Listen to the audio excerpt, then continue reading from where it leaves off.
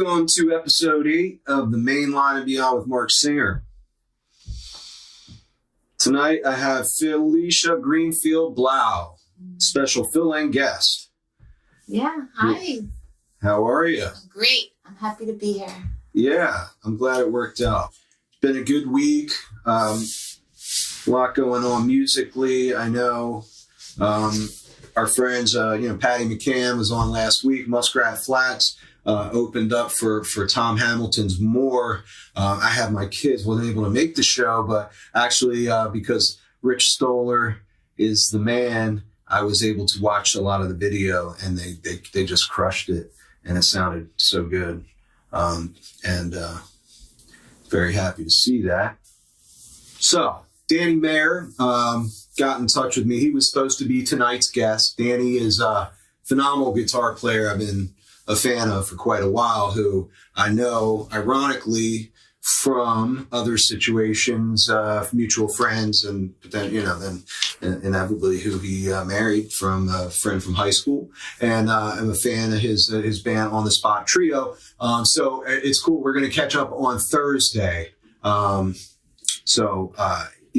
a little juggling, reached out to some people. And Felicia is somebody that had reached out to me via some mutual friends who, has an interesting place in terms of not only, the musical world, but the healing world, which is a big part of this show. Something that I've been focused on since the get-go was not only bringing light to music and artists and musicians, but also kind of, bringing to the forefront how their outlet of music or art has helped them in times, hard times, from a mental health standpoint and so forth. So I said, that this would be a great fit for the show. Let's just see what happens. And, if there's a cancellation or something, I want to squeeze you in. So there you have it. Here we are. Yes. Right here in the cozy confines of my lair in Ardmore, PA. And meeting for the first time here. I'm sure Diane is watching. And hi, Diane. Hi, Diane. Thank you so much. Thanks for making this auspicious introduction. I'm so happy to be here. Yes. So we had been talking a little bit because we just met. We just met tonight for the first time, and but had spoken a little bit about what she does, and it immediately kind of captured me because as a person that has been through some difficult times for sure and hardships, I've always sought out different ways to heal, and music was certainly the biggest one for me. But other ways and alternative ways, and pretty much any kind of way around what was considered to be conventional. You know what I mean, Felicia? Yeah. So, things like medicines and that, really kind of scare me, and they always have. However, I've always felt a good proponent of things like psychotherapy. If you can find the right fit, that's very important, and I think it's clear. And it's not a sign of any type of weakness or vulnerability to want to have things like that as a regular part of your life. Yeah. I think it actually shows a lot of strength in our vulnerability when we're able to look at ourselves to say, this isn't working. I'm really not happy. Like, am I living to the place that I really want to live to am I living my best self? And I think so many of us are really not. I think we get caught up in what's expected of us and our routine and our expectations of ourselves and our spouses and our parents and kids, and the list goes on. So I think it's amazing what you're talking about, and I'm so happy we'll be in this conversation about helping people to find what makes you happy, how to find some happiness. Like, it's a heavy world, so we want to be our own light, and when we're our own light, then we can make other people feel really good, and we just spreading the love. How about that? Yeah. Mm-hmm. I mean, that is true. It is contagious. And It's, I don't know what a juxtaposition, if that's the right word or not, but what I'm getting at is I feel like there's a kind of a contradiction in what's happening in the world and society and that. Like, in other words, the further we go into the future, the more we need to confront these types of things. And what I mean by that is, people get distracted by means of survival and, practicality of like making money and yada, yada. And they're having to do that more, not less in a lot of cases. Yeah. But there's different levels of living, different levels of existing. And when we're living in a fear place, everything's bad. It just is like this lower vibrational energy. And unfortunately, when we're living that, when we're kind of feeling that, we're meeting those people who are kind of matching that energy. And so sometimes it's really hard to do, but if you can take this leap to listen to good music, kind of get your body moving a little bit, find some ways that make you feel happy, get some sunlight, get some exercise, then you're raising your energy. And when you raise your energy, then the people you're drawn to and who are drawn to you start raising you up, and you just keep rising up. Mm-hmm. And I think that's so important because there's a lot that's happening. Mm-hmm. There's a lot that's happening locally in our world, like in our cosmo of our family and our mm-hmm. work environment, and then in our city, safety, the country, the world. Like it can be really heavy for people. So I really want to honor that there's a reason why everybody's feeling that heaviness. And music is such a great way to help kind of move that. For sure. Yeah, I agree. I mean, of course, I think it's in a lot of ways the best way, just for the fact that it transcends so much. It transcends language and culture, and it is, a language unto itself. So, and then look at all the people that come to see you and all these other great artists. Sometimes when I'm going out, I just want to be able to let down the veil. I don't want to be the person I am in the everyday. And sometimes I feel like when I'm listening to great music, I can just get into myself, into who am I in my core? Just want to move a little bit. I just want to relax. I want to be about great other people like me. And we tend to find that whether we're, different minority groups, different, none of that matters. Black, white, gender. It's all about the music. It is its own religion, mm-hmm. own semi-culture. So, for sure, there's no doubt. And, a big part of the reason why I started this show is because of our local music community and how tight-knit it is, and, trying to showcase lots of different artists and bands. And I got, a huge response. And if, the lineup is a nice mixture of people and solo artists and bands, different styles of music. So let's talk about your company. Yes, my company. Reboot Integrative Wellness Center. Yeah, Reboot. Okay. How long has that been around for? Reboot's been around since 2015. My partner Steve-O created it. It was a vision of his to have a practice that combines many different disciplines, a lot of Eastern and Western medicine. So Steve-O is a physical therapist and also dual licensed as an acupuncturist. So we have physical therapy and acupuncture, and then he brought on my other partner, Dr. Shang, who is a chiropractor. And so our model is really looking at the whole person. That any one modality is great. And if you combine multiple modalities and you combine different conventional healing modalities and unconventional healing modalities, people tend to find a little bit better results. And that's what we're seeing in our patients. I love our staff. We have a completely diverse staff, and I'm really proud about that. Mm-hmm.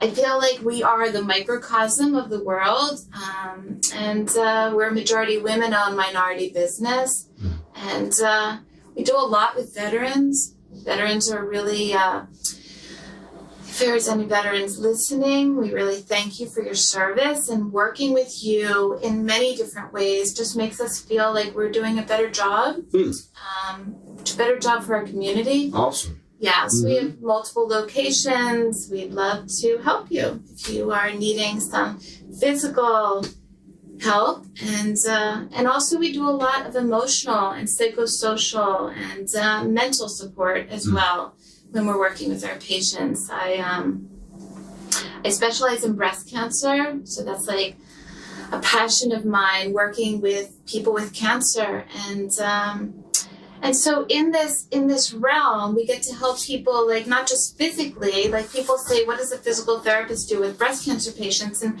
we work for strength and endurance and function, range of motion, helping people going through chemotherapy and radiation. But a lot of what I do is just talking, like opening the safe container for people to, like, have emotion and to have their own thought process around their diagnosis, and to look at some questions that may be too scary to look at alone. So that's a lot of what I do.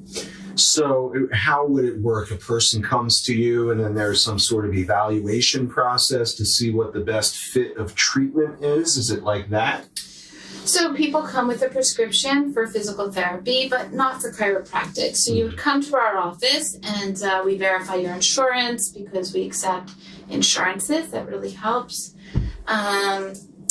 And then we set up an evaluation time, and you say, I'm in for my neck, or I'm in for my back, or I'm in for post-surgery, or I'm in for cancer. And we look at what your deficits are, and I look at what your needs are. And it's not just the physical need that's happening here. Like, I may have leg pain, but, like, how are you walking and how are you getting through the world functionally? And when I look at the whole person, I may be able to pick up some other things versus just focusing on one area.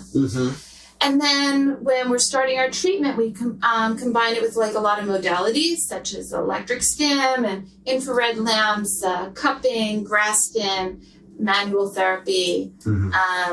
We use our hands a lot. And then we combine it with really great exercise, but not like just exercise that you can do at the gym, but a little bit of, like, Qigong, which is a nice Asian flow type of exercise. And we combine that with some weights, a lot of core strengthening, because I think everybody could use to tighten their core a little bit. Like, a lot of people are sitting on the computer. A lot of people are working in a seated or sedentary position. And so you don't realize how, like, everything changes, you know, your whole posture changes. So getting people up and moving and kind of finding a little bit of joy, and we laugh a lot, and, you know, it's kind of a nice, deep, rich environment. Yeah. What do you think it was that kind of set you down this path? Yeah. It's a great question. Ultimately, the answer I always come back to is my dad was a Holocaust survivor, and he just passed away in May at 90 from cancer. And he taught me so much. He taught me about resilience and endurance and fortitude and courage. And he taught me that our differences are much greater, but our ways of connecting with others just so surpasses our differences. And so I learned to look at people and to move past the stereotypes of fear, you know, or they're different from me. And so I started embracing just looking at people as me. Like, I am you, you are me, and how do we, like, get along better in this world? And then along that path, I became a dancer. I became a physical therapist, knowing that I wanted to help people. My grandfather had a stroke, and so at this young age, they got him walking. And I just thought that was miraculous. Like, wait a minute, one side of his body wasn't working, and now he's up and walking. And I think it was that moment of, like, I want to do that. Like, I want to help people in that way. And I've had a great career of 31 years doing this. So I've worked with elderly, I've worked with a lot of sports-related injuries and orthopedics and breast cancer and now just working with like the mix of everything. And I'm so grateful. I have an amazing career. And when I became partners with my new company, Reboot, you know, Steve talked to me about ambient lighting and frequency music and looking at this whole person. And I thought, like, that is physical therapy. Like, if that could be physical therapy that I could do, I want to do it. And all the universe aligned to kind of help us to do that. Along the way, I became a cannabis educator and opened my world to what addiction is and what are people really struggling with. Another level of learning that people get there in a certain way and they need support. They need to be like cared for and listened to, and people need to not feel so alone and isolated. And I think that the world of Pennsylvania, New Jersey, you know, us becoming legal for medical use for cannabis was like a really big turning point of like opening my world to see people's even greater differences and seeing this beautiful plant as a healing modality, helping so many people. So I become kind of a spokesperson of the plant world, to say. Okay. Yeah. Well, that's a good thing. Yeah. Nothing wrong with that. Yeah. Yeah, we were just discussing that, you know, before we went live. And, you know, of course, it is good to see it be legalized for the most part, you know, not on a recreational level or a federal level yet, but certainly a more sane stance. And I think that you've seen kind of a ripple effect with that in a sense, where it's caused, you know, a general part of the population that may not have been as supportive and may not consume and still may not consume to still see it now as something that's a lot safer than, say, you know, they see the opiate crisis going on. They see people dropping like flies from things like fentanyl. And now I think the predominant mentality is, you know, weed's really just not something to worry about. Right. Well, I think when you can have diagnoses being helped like MS and ALS and Alzheimer's and children with epilepsy and seizure disorders, when you can see that this plant can help versus the fear that was instilled in us through many different channels, I think it's amazing. And I think that it's wonderful that so many states are now becoming legal for medicinal use, and hopefully more will start joining for adult use or recreational use. And I think it's a really beautiful healing tool. Yeah, for sure. Now, we were also talking about things, you know, in Pennsylvania, really the only legal one to discuss is ketamine in terms of, I didn't realize ketamine is considered psychedelic. Is that right? It is. It is. But it is legal for use in a therapeutic setting where you have a physician that's prescribing it. There are usually different psychotherapists who are helping to guide and lead. Some people are able to do it at home, especially during COVID, but they're still tied in with the computer through a Zoom call with a therapist. So it's psychedelic assisted therapies. So you always have a guide, you have a therapist along for the ride. Mm-hmm. Okay. Yeah. Huh. But I did not realize that was a drug that was considered psychedelic. Well, it has multiple uses, but there is a psychedelic component depending on the application and the dosage. Interesting. Mm-hmm. Well, that's good to hear. I mean, you know, if it can be used, I'm all in favor, you know, as opposed to some other forms of treatment for sure. So where is the practice located? We have a location in Elkins Park. That's kind of our flagship. We have a location in Chinatown. I have an office in the Will's Eye building. Oh. We have a couple others that are just popping up slowly. Oh. So we're doing really well. We're hitting a lot of different target communities in Montgomery County and Philadelphia. So we have people that come from the Poconos, the Jersey Shore, I think when you have something that's kind of unique and but also warm, I think people come back. You know, anyone can go somewhere for one time, but when you keep coming back, it means that something's feeling good, and that's our intention. It's to help people feel good. Nice. Yeah. Do you guys ever integrate music? Yes, so I think music is such an important part. So, you know, we listen to different theta waves sometimes at the office. We listen to calm music, some classical music, but I have these amazing playlists because as we're talking about the psychedelic space, I'm also a guide and integrator in that space, kind of waiting until the medicines become legal and then seeing, you know, if there's a space for Reboot to have an avenue through integration or tied in, because it's another level of looking at the whole person and the healing. So in that way, I've done some exploration myself and came across hundreds of different amazing sounds that are really world music.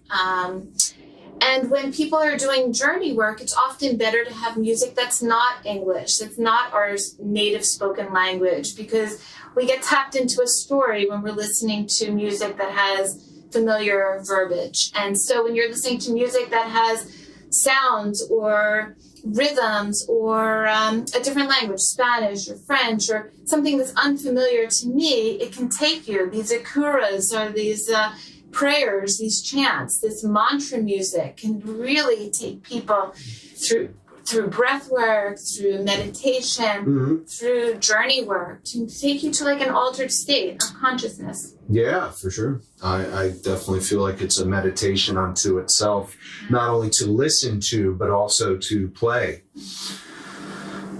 So for sure, you know, that's cool. Well, you know, healing is something I feel deeply about. So good for you and the practice. That's very cool. Now we had some mutual friends because you come out to support the live music scene. I do. Okay. I do. Okay. As I was sharing with you, I was like a closeted deadhead. You know, I've had many chapters in my life and came to the dead at like, you know, in my 80s, went to shows in 90s, but it's like, it was just like, you know, I'll dabble. And then I saw a Bobby Weir show about like 8 years ago, and it just like, the world just opened up to me. And now I'm just so drawn to the community. It's like, if I go to your show or, you know, a similar genre here locally, I just am seeing like my people.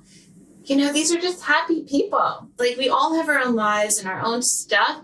But when you go to a dead show or a dead cover band or Allman Brothers or whoever, it's just like you just are moving and you're just vibing with like people who love the same kind of music. It makes me so happy. Yeah. Interesting that you say that, you know, because you know, in a lot of ways, when you were speaking about how we're more the same than different, I mean, that kind of touches on that whole idealistic perspective that I think sometimes does get lost in hippie culture, you know, because that's what I think is at the basis of it all, is exactly that, you know, why that whole movement started at that time was based on that premise. You know, it's not what makes us different, but what makes us the same. Right. Because that's really what can unite people, which is something that's a bit missing in today's world, is that, you know, there's still great music being played. You know, we just, there's a little bit of a lack of cohesion in a movement, I would say. But you know, there's great music being played. So. Yeah, but Jerry spoke to that years and years ago. Like when the Dead was playing, it was about a collective. It wasn't like them as musicians up here and then they're just watching. It's like they got their energy from the dancing, the movement, the people. For sure. It was like an equal partnership. I love that. Right. Yeah, no doubt. And I mean, as a musician, even playing in very small crowds, it's definitely true because, it's happened plenty of times. And even if there's just a couple, even sometimes one person out there you just see just rocking out and having a great time, it's enough to kind of, inspire you to give it back, so to speak. What does it feel like to you? You're seeing like some people dancing in the front and they're just like, grooving. What does it feel like when you're up on stage and seeing that? It brings me joy, to see that what we're doing is helping to lift other people's spirits, because that's what we're, I think that's what most musicians are aiming to do is, a little bit to lift their own spirits, but also whoever they're sharing it with, for sure. So yeah, I love that. But yeah, so in terms of that, Steal Your Peach does have a gig coming up in a couple weeks at the Ardmore Music Hall. Yeah. I mentioned we were really only playing a couple gigs a month right now, so it's a big one. It's at the Ardmore Music Hall on St. Patty's Day, the 17th of March. Do people get to dress up like in their favorite green? I don't think there will ever be restrictions at any shows at the Ardmore Music Hall for whatever it is that you want to wear. But for sure, get in the spirit. Yes. Yeah, I don't see why not. I mean, I think Irish culture is pretty bright and vibrant, and I love my Guinness. Gotta love a good Guinness. Yeah. Yep. And Irish music, which, came over here to America and kind of evolved in the bluegrass. If you hear some of those early pioneers, guys like the early banjo pickers like Doc Boggs.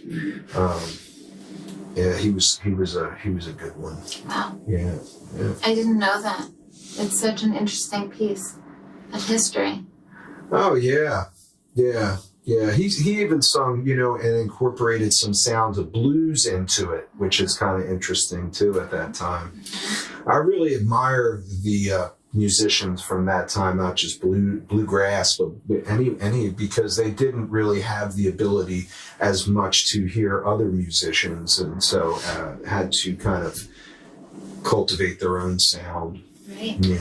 One interesting piece of our American history is that, around the time of the Great Migration is also around the time that cannabis was being moved up. It was the end of the Mexican Revolution, the Great Migration of the end of slavery, and African Americans moving north, settling in places like Detroit, Chicago.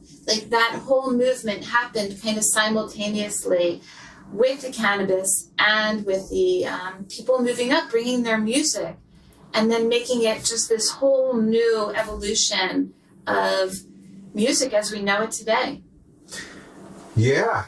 I mean, they were singing about the Reefer Man and early jazz, guys like Cab Calloway. It was long before the 60s for sure. So, for whatever that's worth. But, Billie Holiday? Yeah. Yeah. So, I mean, for sure, and I mean, it's not for everybody, but, it's good to see that it is being used in different ways to help people that want to use it. Certainly, maybe there were, it was madness for so many years with people, in dire straits with cancer that were denied it. That's just madness, seriously. Yeah. Or even when it first became legal in Colorado, when you had Charlotte's Web, which was a high CBD, low THC, and it was formulated for this beautiful child, Charlotte, who had a seizure disorder. And I remember that. Yep. It brought her back to being a member of her family in terms of being active and interactive. And I just remember learning about that family and that story. Beautiful. Yeah. Yeah. I do. I remember that too. Or people managing PTSD. It's a really huge reason that people are benefiting from the use of cannabis, anxiety disorder. So people don't have to take so many pharmaceuticals if they're able to use cannabis with a card. Yeah. For sure. So if people want to find you and come down, like it's a Reboot Integrative Wellness Center. Right. You could look us up on social media, Facebook, Instagram, or look at our website at rebootiwc.com. Yeah. Cool. Calling our offices, we're happy to help make people feel better in a more integrative approach. How do you feel? I've experienced now 2 different times the Epsom salt like floats. Like those floating tubs? Sensory deprivation. Yes. Yeah. Yep. And the second time was better than the first. For, mainly because I was able to kind of lose myself a little better. But it was pretty cool. It's really cool. Yeah. It really is. Yeah. It really is. Because you go into this pool and there's actually it's like an egg and has beautiful lighting inside, but you're enclosed and you're not having anything impacting your sound. It's just your breathing. But there's something kind of magical that happens in your body of lowering the stress and lowering the tension. Yeah. Freeing the mind a little bit. Yeah. And, it's physical and, physically, apparently there are some physiological benefits to the salts and what you absorb with little aches and pains. Yeah, and releasing toxins. But then, physically you feel like you're floating in outer space, like on a bed, kind of just floating. And what's so neat is the water is the exact temperature of your body. So it's not warmer, it's not colder. It's just a homeostatic environment. It's really cool. Yes. So that was something I was meaning to ask you about because, it does seem like another one of those things to really gain the best out of it, to do it somewhat regularly, which isn't cheap, but certainly if you are able to afford it, I would recommend it. Yeah. And, it's even worth trying once or twice if that's all you can swing, you know what I mean? Yeah. So I think that's a great suggestion. Yeah, there's one in Ardmore, so that's cool, right up the street. What's I going to say?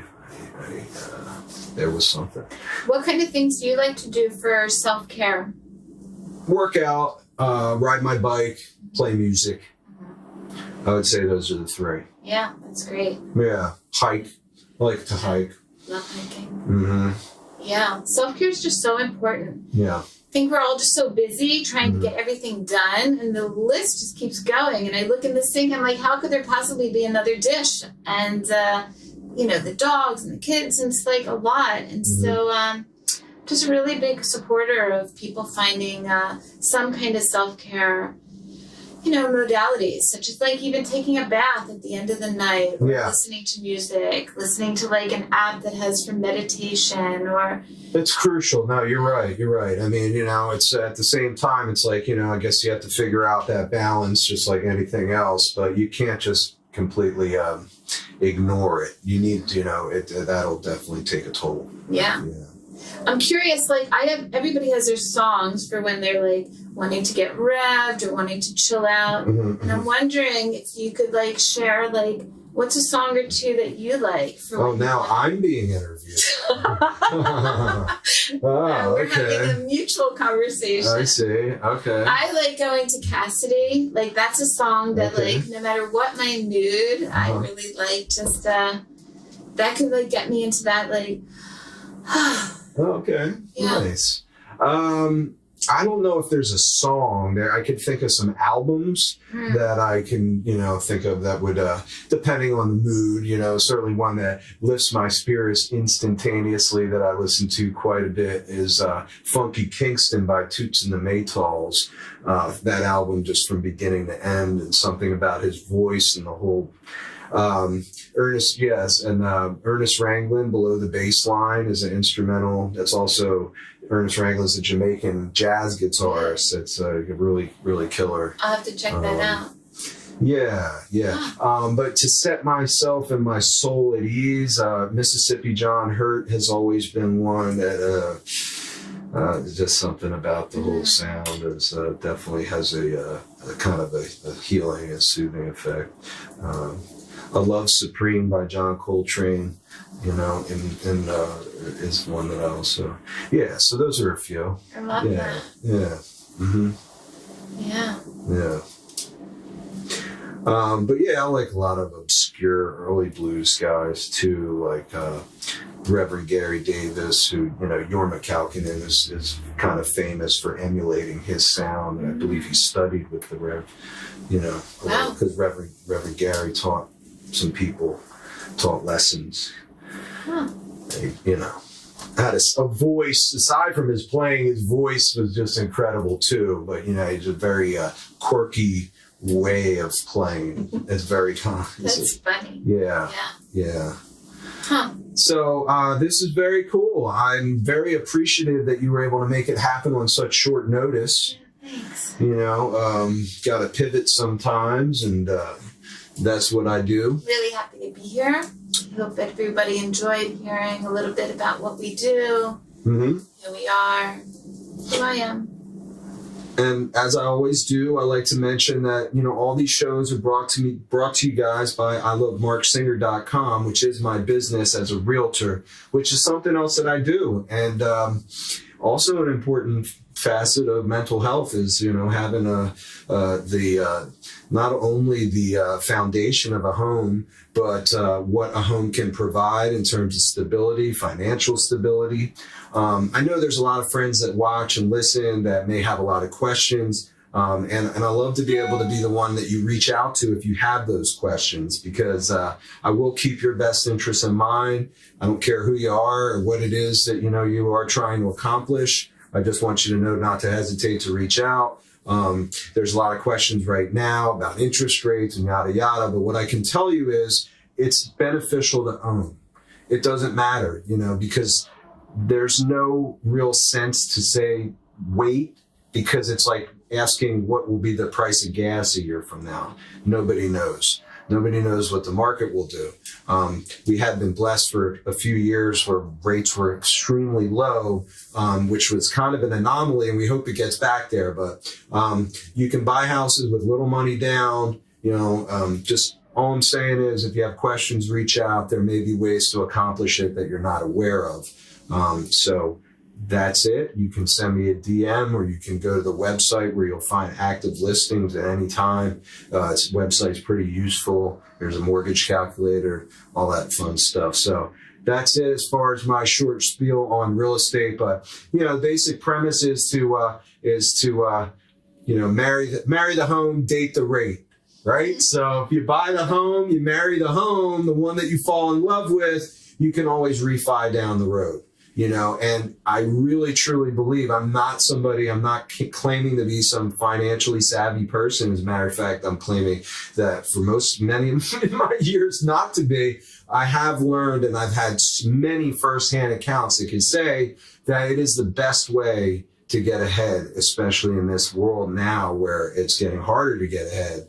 If you are smart about it, you know, you can really make out well in terms of, you know, and comparing it to any other way to do so. So, you know, to be able to look back in a few years and say, oh, look at all these people that I care about, whether they're fans of the band or just friends of mine, and say, hey, I helped them accomplish something, that would genuinely be something I'd feel really good about. So don't hesitate to reach out. The spring market, listing your home, all that fun stuff. ilovemarksinger.com. We'll see you again on Thursday. We should be seeing you with Danny Mayer for a second podcast this week. And then next Monday, we'll reconvene for the normal time with EJ Simpson, my friend who is a multi-instrumentalist, who is just phenomenal, plays bass with Steal Your Peach sometimes, plays in Boris Garcia. Maggie Pearson EJ was his original project. He was in the Goats a long time ago, local alternative hip hop band. And he does this one-man band show of a yearly performance of Jesus Christ Superstar, which is incredible. So I'm looking forward to that too. EJ Simpson next Monday at 7. Have a great week, and thanks for tuning in to the Main Line Beyond with Mark Singer, episode 8. Thank you, Felicia, and we will see you next time.